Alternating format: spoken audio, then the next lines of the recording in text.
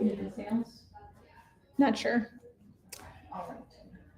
You could help me get my computer connected. Okay, I just went live. Sorry, I'm running around. My door was locked. I couldn't get into the space that we're doing this class in today. So I'm like all over the place. But as you guys come in, drop me a note in Facebook. I'd love to know, give me a win. What's working for you guys right now? Having so many good conversations and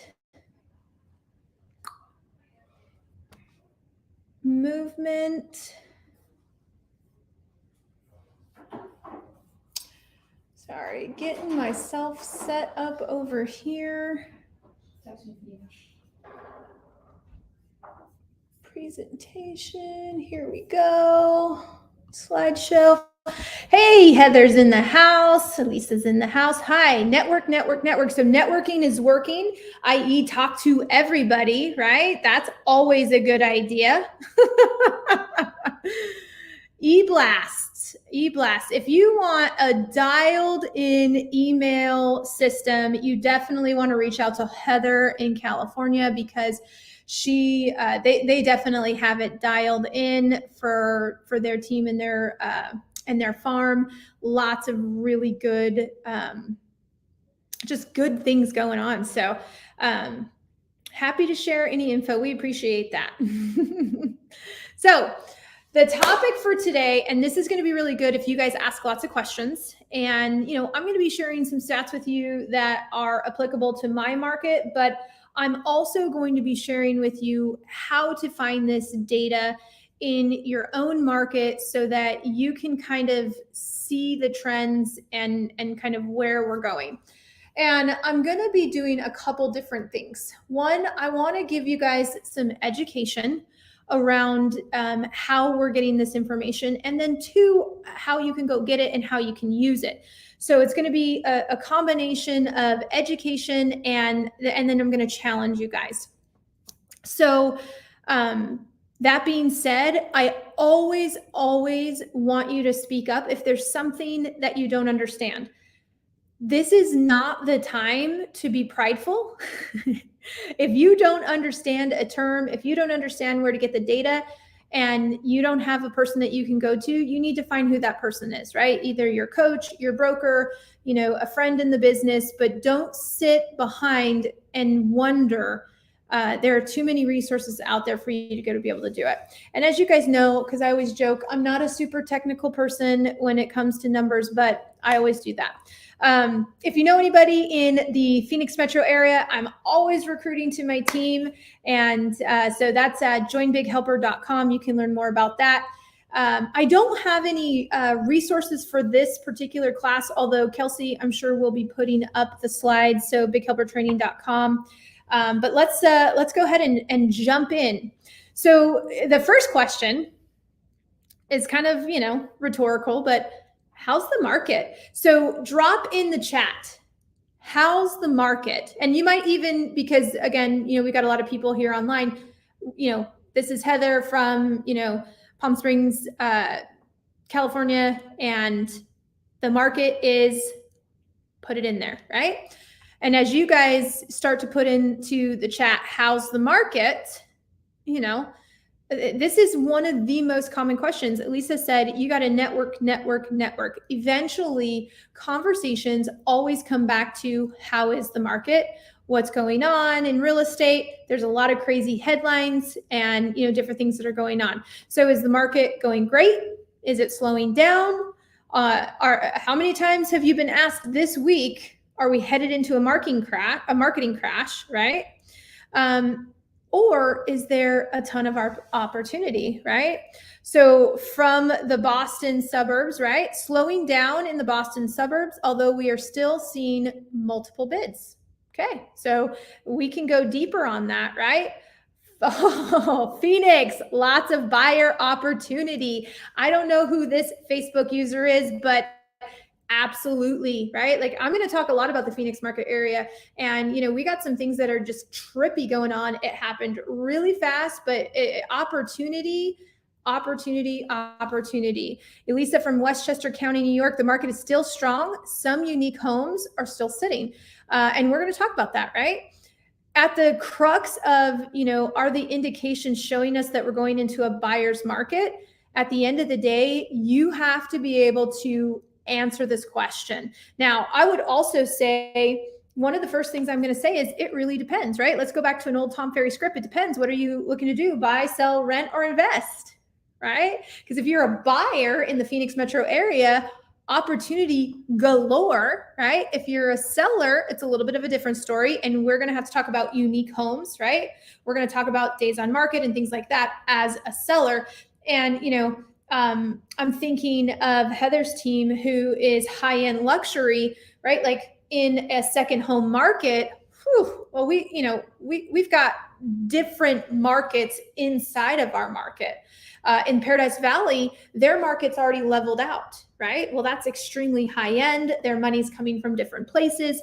So understanding how's the market. If there was anything you were to role play on a daily basis, I would get really good at answering that question, because it will determine the kind of conversations that you're having as you move forward. So let me go back to my slides, and perfect. So next question, do you study the market every day, or is this going to be a new skill for you? Drop it in the chat, right? How often do you look at the numbers? How often are you going in and figuring out what's going on with the market, right? For me, it's every single day. I'm spending 1 minute looking at big stats. And for other things, I'm spending 30 minutes a week. Once a month, I'm doing an extra long class that is really diving deep into some additional analytics. But if the answer is not every day, get it in. It's got to be a skill that you're working on. Okay. So I took this screenshot. This is one of the things. That I do every day as well. Hey, don't be worried, and don't be embarrassed if it's not every day. Make it a habit now, like brushing your teeth.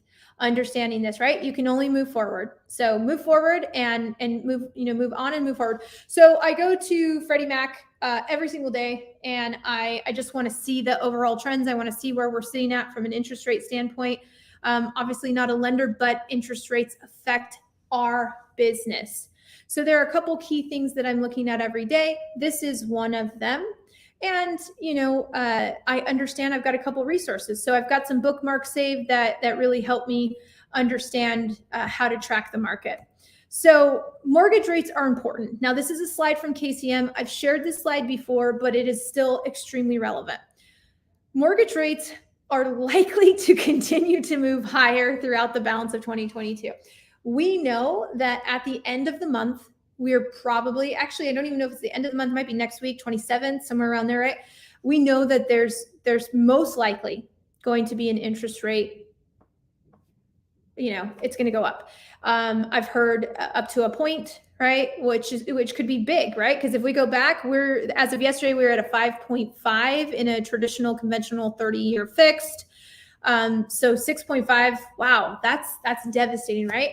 So we know that interest rates are rising. The topic today is, are we headed into a buyer's market? And interest rates do affect buyers or sellers market. And it's one of the factors that I'm looking at, right?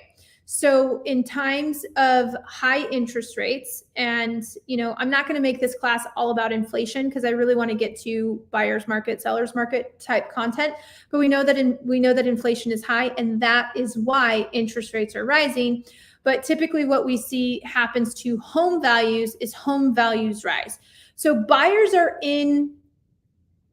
they're in a pickle, right? Interest rates are high right now.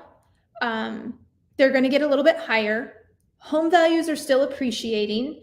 I mean, I will tell you that in the Phoenix metro area, month over month, our median price did go down slightly, and so did our average price, but we are still up over 15% year over year. So there's some numbers here at play. But everything projects that home values are going to go up, and the latest data is that home values are going up, right? So this is January 2021 to May of this year. This is a Keeping Current Matters slide that they just released. And and that's true. So in a lot of the markets, we're still seeing home prices continue to grow. In many markets, over 20%. We're not seeing that in the Phoenix metro area right now.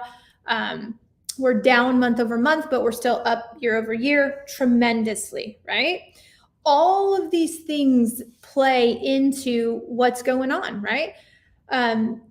What I'm telling a lot of the buyers, because one of the things that you're going to hear from buyers is, and maybe you're not hearing this, but we're pounding the phones over here at our team, and we're talking to a lot of would-be buyers, and many of them are saying it's just kind of crazy out there, and we want to wait. We think that home values are going to come down. And, we're talking about here's the deal. You're not going to see that 20% year over year or even month over month in some cases. And in the beginning of this year, we saw some incredible accelerated appreciation. But don't be surprised if it's between 4 and 6. And here in the Phoenix metro area, right, between 6 and 8% annual, appreciation. So don't be surprised. It's going to appreciate. And not go down. That's going to be one of the things that you're going to hear often. And that's why it's important to understand these slides and to know where we're going, because of course, then they say housing bubble, market crash. I'm not sure, right?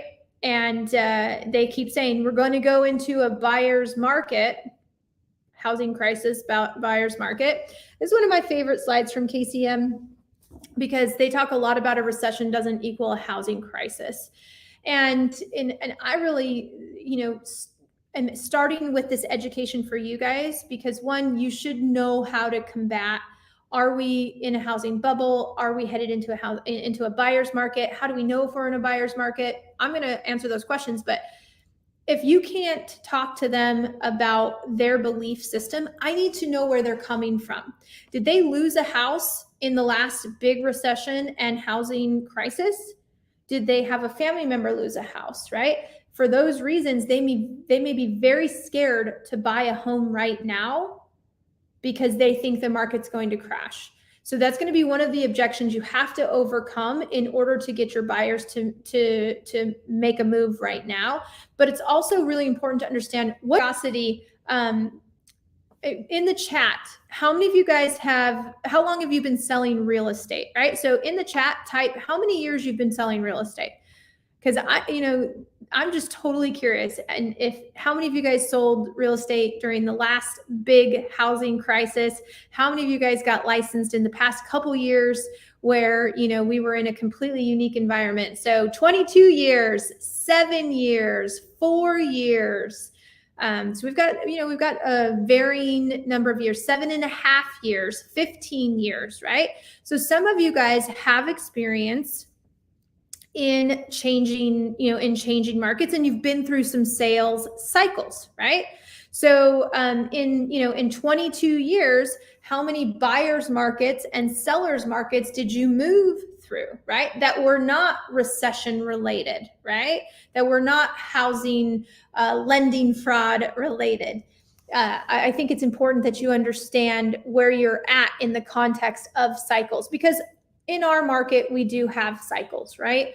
I always want to bring up, the importance of the difference between the type of lending options that were available in the last housing market crash versus what's right now. Again, I'm leading you guys with a bunch of education because you need to understand this kind of stuff so that you can answer the objections that you're going to be getting. And I've been collecting objections, and I'm going to share them probably later on in the month. I've been collecting objections from my clients and from my team members to just say, when we're hitting the phones and we're talking to people, what are they talking about?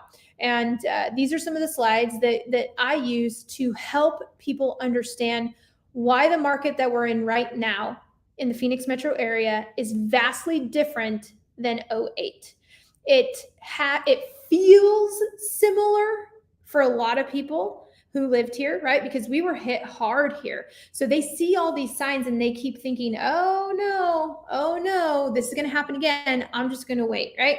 So these are all great slides that I like to use. And I talk a lot about equity right now and how many equity rich sellers we have. That's a whole other ball of wax. But in the end, I wanted to start you guys off with, you have to understand what's going on and where we've been and the questions that people have in the back of their head so that you can get some context. So the resources that I like to use the most, Keeping Current Matters, they have a blog. You can sign up for free. They'll email you every single day an article. Some of them are for agents, and some of them you can turn around and use with your clients. And they're absolutely amazing. It's a phenomenal resource and it's completely free. Tom Ferry has a great blog as well. He doesn't always do things on interest rates and things like that, but he does occasionally, and they're great. The Tom Ferry podcast is fire right now. He's putting out a show every single day, and confidence and conversion is one of my favorite ones, but he's also got marketing and teams and all of those things. Housing Wire has a daily email. They are a little more technical, and they've got a lending side and some other ones, but it's a really great one. NAR is a wealth of knowledge. And then of course, your local stats and your local MLS. So if you are curious about some of the slides that I shared with you, just from an education standpoint, because that's where you really got to start, educate yourself so then you can educate your clients and understand where they're coming from. And then we can start to look at the stats and figure out what kind of market am I in where I live, right? Whether I'm in Georgia or Florida or Arizona or California, what kind of market am I in? So where we start is with market intelligence. And this is probably one of the underrated skills. I asked you, do you study the market every day? Or is it a new skill for you?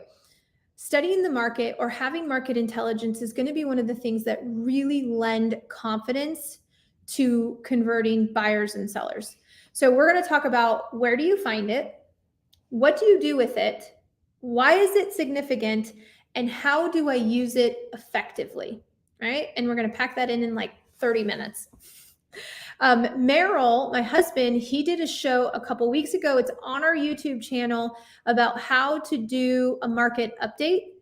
And he goes over a lot of the data, but then also the technicalities of like how to launch your own show with a market update. I highly recommend you go back and watch that because he did a great job and he shared some incredible resources. So let's jump in. Where do you find the data? Now, we all are in different MLSs, right? So if you're here in the Phoenix metro area, one of the first places that I go is my MLS, ARMLS, right? And that's a place that I go every single day. So I was working with Sarah up in Bullhead City, and we jumped into her MLS, and she had something called Rapid Stats, right? She had the hot sheet. All of your MLSs are configured differently, but everybody has access to an MLS, whether you're in a big syndicated area or you're in Kanab, Utah, like my coaching client, Karen. That's, it's a small place. They don't syndicate. And, she's got to go manually retrieve the data. So check if your MLS has something like a stat newsletter. So somebody that takes all of the information out of your MLS, composite, puts it together. We also have the Cromford report here. They do the same thing. And so does Rapid Stats. I know a lot of MLSs have Rapid Stats. So MLS is probably your main one, but then who in your area is the data wizard, and do they share that information with anybody, and can you purchase it? Because some of the information is really valuable, but you actually don't have to purchase anything because you have access to the MLS, and that's one of the best places. But you need to know, what do I need to find, right? And then, of course, I already mentioned Keeping Current Matters. They've got great national stats.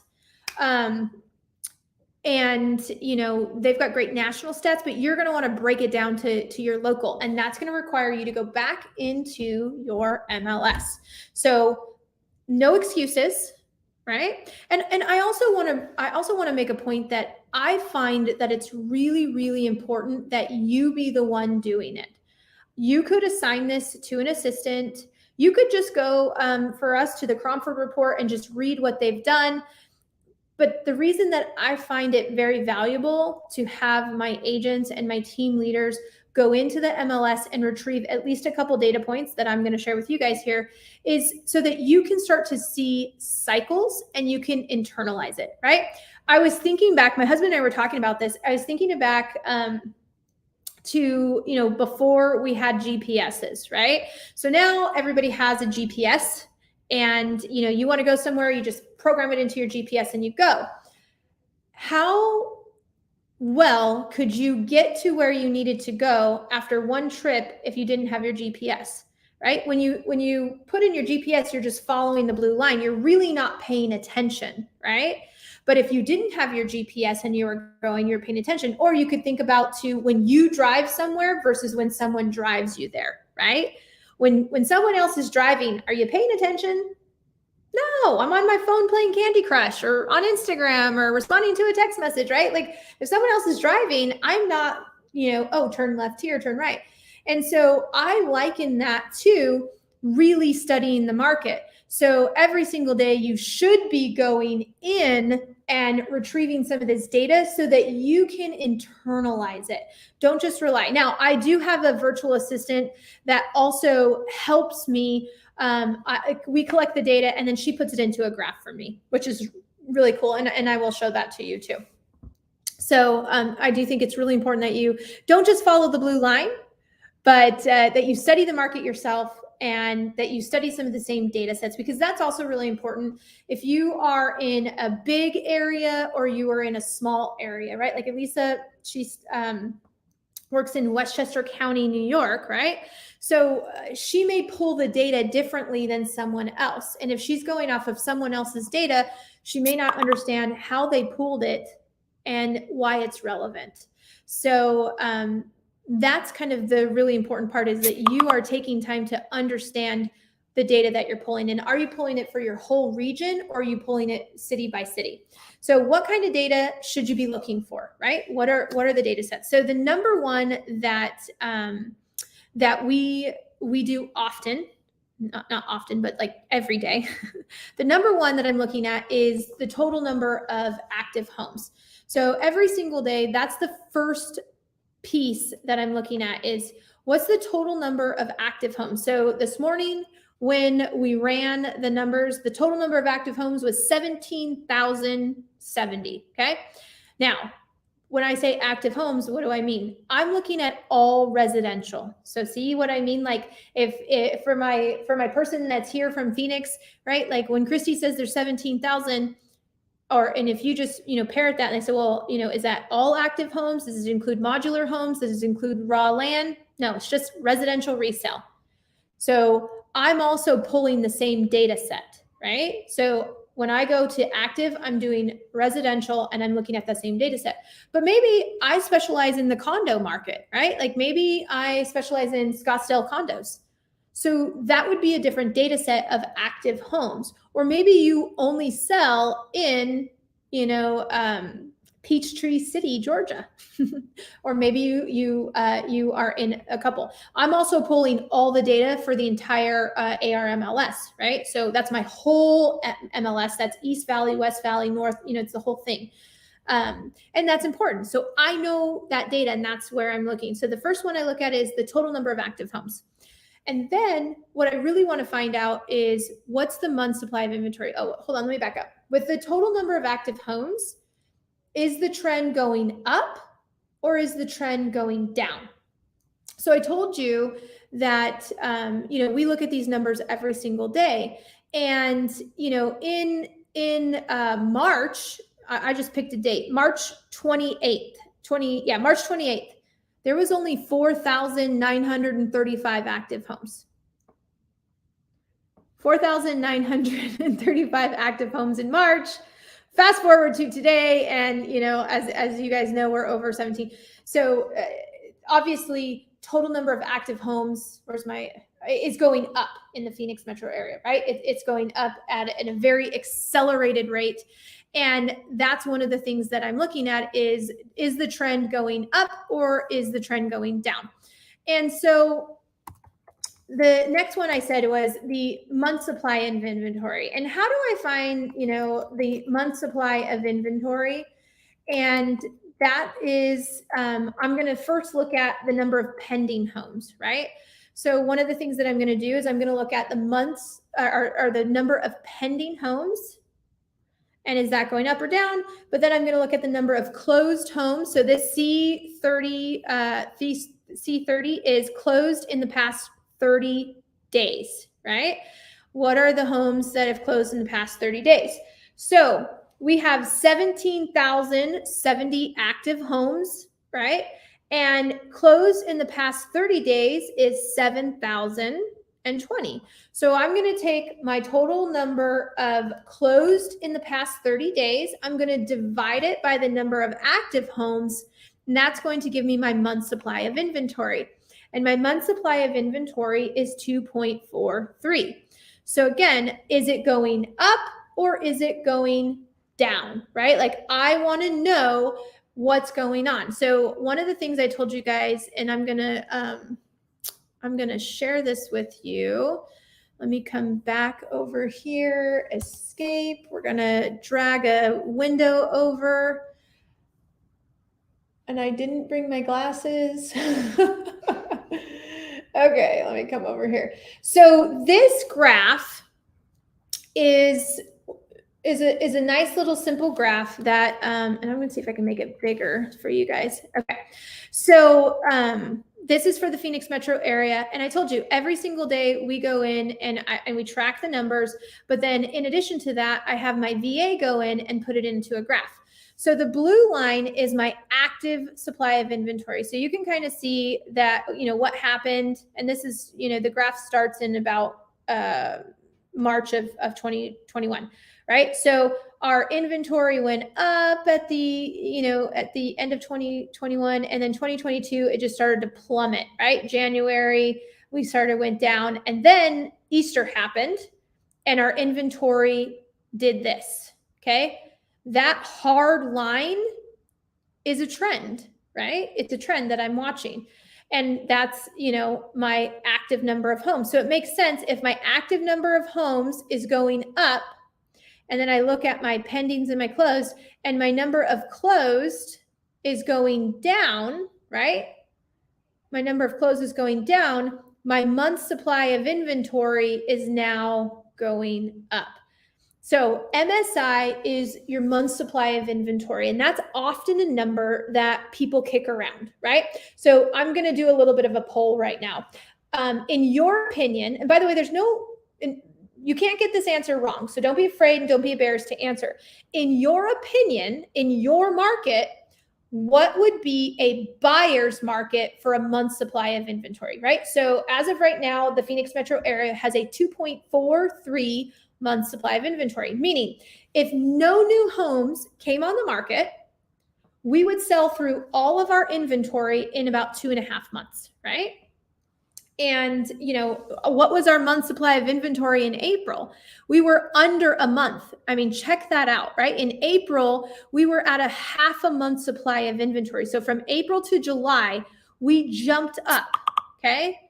Like we jumped up that much. And so we're talking about, are we going into a buyer's market, right? Or that's the question that we're answering. You need to know your month supply of inventory. So drop in the chat, in your opinion, at what month supply of inventory do you arrive in a buyer's market? Nobody's answering. Is it a 3-month supply, a 5-month supply, a 6-month supply? Okay, so we did get someone come in. They said 5 to 6 months supply is a buyer's market. 6 months is a buyer's market. Okay, great answers, right? Again, I'm going to lean into, and maybe this is controversial, I don't know. I'm just going to share with you guys what I am seeing, right? What I am seeing here and what it looks like, right? So right now, we're sitting at a 2.43 month supply of inventory. We would sell through all of our homes in about 2.5 months. And I would also say that with under 3 months supply of inventory, the Phoenix metro area is absolutely in a buyer's market. Okay? And here's why. The buyers are the ones that have momentum. Okay? So what do I mean, right? Oh, if I go back, hold on, technical difficulties. If I go back to my graph, right, that I'm tracking, who's got momentum, buyers or sellers, right? Sellers are losing momentum. How do I know that? Because more homes are coming on the market, right? Homes are still selling, right? In the past 30 days, we closed 7,000 homes. So 14,000 people decided that they need to buy and sell. 7,000 people sold their home, okay? But who's got momentum? I will tell you that that all of the listings that I have that have gone under contract in the past month and a half, I'd have to go back to get you the exact data. None of them have had multiple offers. None of them. I will tell you that most of the contracts have some sort of seller concession in them. Of the buyers that are going under contract right now, they're getting concessions. They're getting the buy down. They're getting or they're just getting the seller to pay their closing costs. Who has momentum in this scenario? Well, gosh, guys, we have less than 3 months supply of inventory, but inventory is like Terry on my team. He said something that was just, it really resonated. He goes, you know what, guys? I went and showed a buyer 9 homes in one day. He said, can you believe that? They had 9 options and then they got to write an offer. They did not write at list price. I believe, and I hope I'm not misquoting, they wrote below list. They got everything that they wanted. When's the last time you've been able to do that in your market? Who has momentum, right? He was able to get the home under list price with concessions, and they could have chosen that or other ones, which also means that they didn't have another offer. So there wasn't multiple offers. It had been on the market. I forget. I don't want to misquote. It had been on the market a couple of weeks, right? So Tanya says years ago, right? Like, when's the last time, and I don't know your guys' markets like I know mine, when's the last time that you were able to go out and show a buyer multiple homes and then, heck, even take 24 hours to decide if you want to write an offer? If you look back at my graph here, right? If you look at my graph, if I was working with a buyer right here, and we were, Tanya, if any homes come on the market, I need you to call, text, email me, drive over to my house. Even if, don't put a bra on, get in the car. I'll meet you there. Be ready with your checkbook because we're probably going to have to write $50,000, $60,000 over. Don't ask for a home warranty. We're not going to do an inspection. We're going to waive the appraisal. And how attached to your dog are you? Because we might have to give him the dog. You know what I mean? Like, I'm not too far fetched, okay, guys? Look at my month supply of inventory. We were less than a month supply of inventory. We had 3,400 homes to choose from. Everybody was getting multiple offers. All of the offers were above, okay? And we were not asking for anything. Like, just give us the house and we'll give you our burner doodle. If I had a cat or a dog, I'd give it to you. You like my kid? He's really good at doing the dishes. Right? Man, in April, that changed. So it's funny because working with buyers earlier this year, all of last year, much of 2020, like, it was hard, right? Like, man, how many of you, out of curiosity, how many of you guys wrote an offer and it didn't get accepted?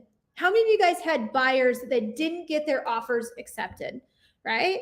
And heaven forbid that they wanted to ask for something. It just didn't happen. You know what I mean? It didn't happen. So I'm not exactly answering your question, but I'm giving you guys the tools. I'm giving you the tools to figure out who has the momentum in your market. Because I will tell you that if you just go with a hard and fast line, we are in a seller's market because we have less than 3 months supply of inventory. right?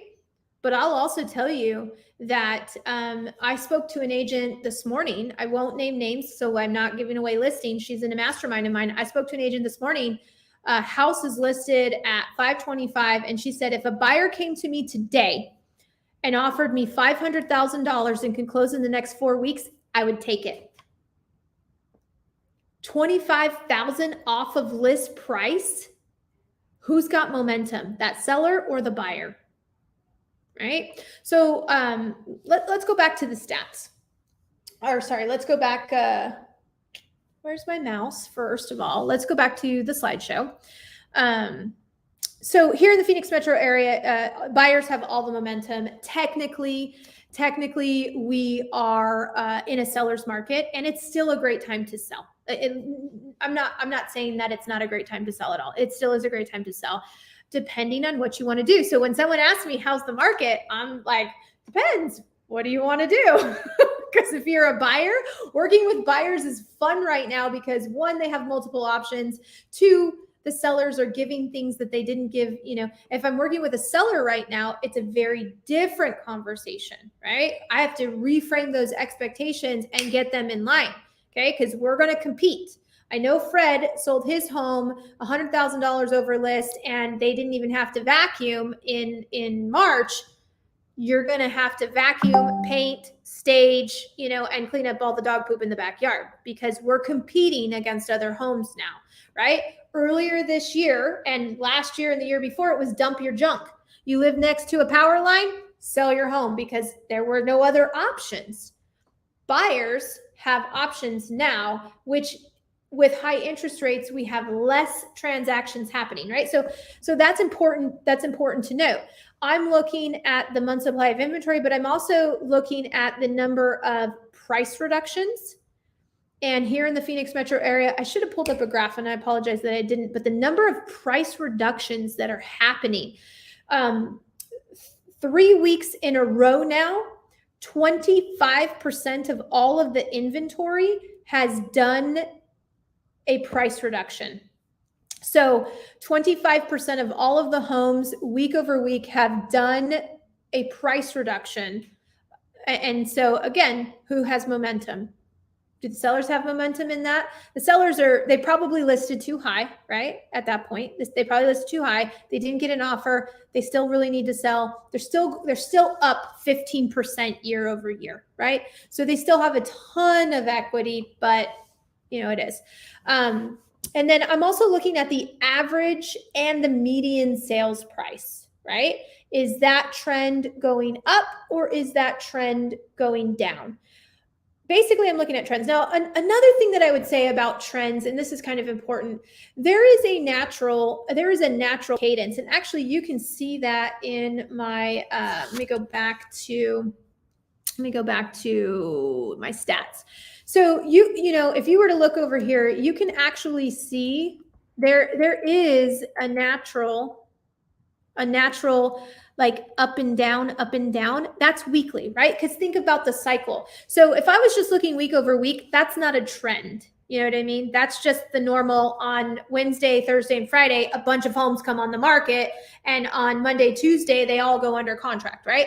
So week over week is not a trend, but you can start to see, you can see trends over the course of a month. You definitely see trends, right? But that little jag, that's completely normal because that's just a cycle, right? And how many of you guys are aware of the cycles that are in your market anyways, right? How many of you guys have seasonality, right? Seasonality in the Phoenix metro area, it's not a huge play. And the past 2 years, there was like zero seasonality, right? Because of the weirdness of the pandemic and how people bought homes because of low interest rates. But typically July is July because, it's going to be like 116 today, right? And I'm wearing a sweater. That's because inside it's winter, it's women's winter, right? During the summer, it's women's winter inside. That's a funny video. You should go watch it. But so just be aware that week over week may not be a trend, but look for the bigger trends. So these are the numbers you should be looking at and that you should know how to find. And you could go way deeper on a lot of other things. I didn't put days on market here, but that's a great trend to look at as well. But these are some of the basic ones that you want to be looking because you want to get ahead of it, right? Tanya says she sees a correction happening in her market. Because we study these stats, we already knew. And if this is a surprise to you, I will let you know that like we've already 3 times our effort right now because we saw this slow down. We saw less, because I track the pending, right? I saw less pending sales happening, and that's a lagging indicator is closed sales, but pending sales is a leading indicator, and also a lagging indicator is average and median sales prices. We saw those lagging indicators. We knew that we were going to have to work a little bit harder, and now we're just like, okay, buyers, so much opportunity, right? So I told you what to look for. Let's talk about how to use it, right? Like how do we use this information? So one, pricing your listings, right? Like I know we're talking about are we headed into a buyer's market, but if you're not using this data to effectively price your listing, you're going to be in that price reduction. And then you have to ask your buyer, like if you're talking to a seller, do you want to get in front of this, right? Like, Terry on my team. He sells in the Santan Valley area, and he was talking to one of his sellers, and he showed them. He said, "This home's priced at, I'll just use numbers, but I think it was like 560. They've been on the market, 50 days. This one is priced at 525. They've been on the market 30 days. This one was priced at 499. They went under contract in 5 days. What do you want?" Right? Do you want to get ahead of the trend that we're seeing, which is price reductions, increase of inventory, less number of sales, right? And for that seller, it truly is, what is their goal, right? What do they need to do? Do they need to sell in the next 30 days? Well, let's not price high and wait, right? But, I heard, from my friend and coach, David Caldwell, he said, what's better, sell for more money or sell quickly? Right? Well, it depends on your strategy, and it depends on what the seller needs to do. So those are just a couple things to be thinking about pricing your listings. But then the other thing is like, how do you use this? I want you to be able to concisely explain what this means, right? What does this mean to your buyer or to your seller? Like, you got to be able to discuss that. And, you got to be able to know exactly what it means. So that way you don't overwhelm them with data and then they run away. Because if you overwhelm them with data, they're going to completely run away. So I would also say understanding personality helps out a lot with this, right? So if you're working with an analytical person, they're going to want those graphs. They're going to want to see that graph, right? Like if you're working with an analytical, so if you're familiar with the DISC personality assessment, if you're working with an analytical buyer or an analytical seller, they're going to want the stats, right? And that's why I love KCM, because they have such great, and they don't pay me, by the way, I just really like their product.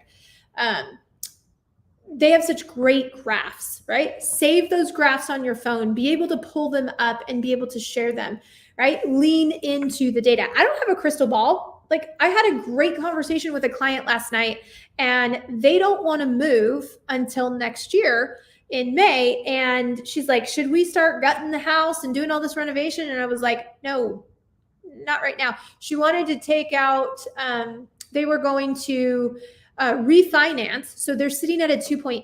She's like, we're thinking of refinancing right now. Got quoted at a 5.78, something like that. We want to refinance now, pull the money out and like do some renovation. I was like, do you need to tap into the money of this house? Right? She wants to sell next year. I was like, you're sitting at a 2.8, like that's amazing. Why would you switch to pull out $60,000 to do floors when I see so many trends, right? Yes, those graphs are so valuable to be able to do that. So sorry, I got sidetracked. So if you're talking to an analytical, yes, you want graphs and you want charts and you want to give them that information. Let's say that you're talking to someone like me, who's an expressive, right? Someone, if you are the expressive personality type, how do you communicate that kind of critical information to somebody like me, right? Do you give me like a 4-page document? A graph is perfect, actually. But the point that I make is you want to adjust how you present this information to your clients based on their personality profiles, right? So if you're dealing with a driver personality, put in the chat, what's the best way to communicate with a driver what's going on in the market? Do they need a 4-page, dissertation on all of these things? Do they need a couple graphs? Do they need a 45-minute phone call? What's the best way to get this information across to them? I know there's a little bit of lag, so I hope someone answers and I'll put their answer up on there. But in the meantime, you're going to want to get straight to the point, right? Yeah, thank you, Tanya. Got it. Straight to the point. Bullet points, 4 or 5 bullet points. Here's what you need to know. Inventory's going up. You have more options, right? Prices are going down. We might be able to find a deal. If there is a home that you like and you can afford it, let's go out and see it. You should buy a home, right? Boom, right to the point, right? Drivers are task-oriented and they want to get straight to the point. With an expressive like myself, very similar, right? Bullet points, high level, but a little softer touch, right? So graphics, bullet points, right? If you're on the analytical side, you want way more detail. If you are if your client is an amiable, they just want you to tell them what to do. They make decisions slowly and they don't like change and they want to have confidence. So same thing, go a little bit deeper than you would with your driver and your expressive, but not as deep as you would with your analytical, and focus more on how would you feel, right? How would you feel in your new home? What does that look like for you guys? What's a monthly payment you'd be comfortable with? Because right now, we've got more options for you, right? You don't have to make a decision. If you were looking in February, you had to make a decision like that. You may not even have seen the home and you wrote an offer. That's not the market we're in right now. So we can slow this down for you. The great news is if you're a buyer right now, we can slow this down for you. And we can actually go look at a home, come back, think it over, and write an offer, right? So those are a couple things to think about. Now, to make this class productive, I want you to go and do. So next steps, what I really want you to be able to do is, 1, I want you to do some research. And you know what? Send it to me, email me, okay? Like I would love for you guys to ping me on obviously the Resilient Realtor Instagram, like ping me, tell me, and even better, do a video explaining if we're entering into a buyer's market and who has the momentum, and tag me in the video. And I'll give you some great feedback. If it's great, I'll tell you. If you've got a room for improvement, I'll give that, to you, because I would want someone to tell me if I had something stuck in my teeth, if I had something in my nose. I would never want a friend to let me go out with that. And I feel the same way with the agents that I work with and I coach with. If something's off, I'll let you know, because I want you to be your best. So step 1, you have to go and do some research. You need to know the market, okay? There's no excuse. And if someone's getting you the data, awesome, and own it. Like own that data, understand where they're getting it, ask them additional questions. If your boss usually sends an email explaining it all, awesome. Ask them 3 additional questions so that you can internalize it, right? The second step I want you to do, I want you to come up with a brief summary in your own words, right? So your boss sent you the email. Can you regurgitate it and Christify it, right? Tanya it, Heather it, right? Because, we all have different personalities and people like to do business with people like them, right? So if I tried to be this analytical, person that was just like super deep into the numbers. Let me put it this way.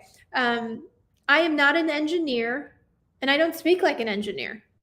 And if I took an engineer's, words and tried to make it my own, it would not come off as authentic, right? So you've got to be able to take all that data, all the research that you did, put it into a brief summary, because if you get someone on the phone, you don't have a 45 minutes to an hour like I just had with you guys to get sidetracked and tell a story and this, that, and the other. You got to be brief and you got to get to the point, right?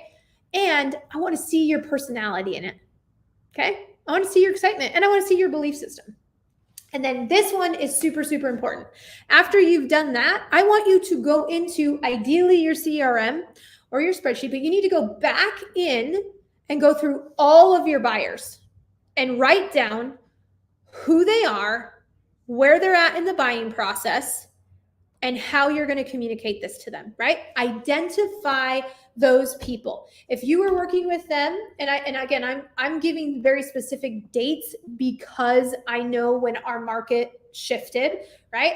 If all of the buyers that we were working that did not go under contract before April, we are circling back with them in a very, very big way. And we've got a great story to talk to them. I know the last time you looked, there was nothing available. We have more inventory now. And yes, I know interest rates are higher and it totally sucks. And we've got options. Let's talk about a buy down, right? Like, let's not take the price reduction. Let's do a buy down. Or let's take the concessions and have them pay our closing costs. Oh, by the way, we can also get a home warranty, right? And an inspection, and we don't have to waive the appraisal. All of those things that were happening before buyers got momentum. So, that's, you need to have those conversations. And if you don't identify those people, you're going to lag in those conversations. And I want you to go out and find them and help them see where the opportunity is. And maybe your market's not as drastic right now, but understand where it's going, right? What are the signs? Are we headed into a buyer's market? I coach agents all across North America, and we track these things. I have several coaching clients on this training. They know I'm asking them, how's the market? What's going on? What's the trends? What are we seeing? And what are the stories that we can tell? So I'll end with a really cool example of how to go and get into action. So one of my coaching clients in Orlando, Florida, has a very big, he uses Boomtown, and he does have a fairly large database. And so I said, I want you to go back into your database, and I want you to identify all of these would-be buyers, the buyers that failed to transact. And he put together 21 text messages and emails. I told him to just do one. He did 21, which was amazing, right? He did 21. And over the course of 3 weeks, he was able to get 3 new deals, all because he was reaching out and telling them about the opportunity, right? Because their market was similar. Inventory was going up, multiple offers down. It was less competitive. So he knew the storyline, right? We have a buyer track and a seller track. And we went and we reached out to all of those buyers. He had 400 people that he was reaching out to. And he should have made the call, but he was just doing text message and email. And 3 new deals, right? Know the stats, know how to talk about it confidently, know where to get them, and know how to use them. And then use them. Tell the story and use them. Before I sign off, I know it's uncharacteristically weird of me to end early. Do you guys have any questions? Put it in the chat. If I have the answer, I'll definitely help. If not, I'll go find the answer and I'll get back to you. But do you guys have any questions before I sign off on this Friday? I feel like I need to cue the Jeopardy music, because there's a slight delay from when I say something to when you guys chat it up in the chat. But, I have to tell you, it is a fun time to sell real estate. There's so much opportunity out there, guys, right now. I know that, and some parts are scary, right? Working with a seller right now, I'm just like, oh man, we gotta create a compelling, marketing plan around this listing because we got competition right now. But in many ways, it's so fun to work with a buyer right now because you got options, right? There's always a market inside the market. We just have to find it. As I told you guys, I'm tracking these numbers. I'm living it. I am hitting my CRM like I haven't before. My coach is telling me things that I've been lazy at and haven't been doing because business has been easy. And I'm having to go back and do those things. And, You can do it too. There's always a market inside the market. Let's go find those people, and let's figure out, what is moving, what's selling, and let's go sell some homes. You guys have a fantastic weekend. I look forward to seeing your videos and hearing about your market. Heck, maybe I should be an investor in your market. Should I? Let me know. You guys have a great weekend. We'll talk soon.